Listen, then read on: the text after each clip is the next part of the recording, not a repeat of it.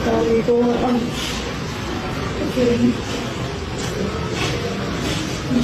may muntag sa kanan no, sa alang sa kasayuran sa kanang tao sa Jimenez, wala dyan ko nang luwa dito sa komento.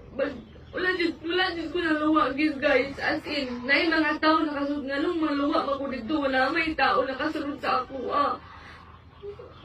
Gusto ko mga ipasaylo sa tanan nga katoliko kung nakuan man gali sa inyo ang mga nakasala ako. Mga kong pasaylo pero wala dyan ko nakuan ang tawa dito. Gidilit ba kanina yun ako ang videos pag-upload at to kay di ko gusto mukalat to kay giinan ko nga di daw maayo. Before that day atong Domingo, gidilit yun to guys. Dili tinuod nga naluwa ko dito na may tao pag makita niyo sa video nga naluwa ba ko o wala ba ko ng luwa.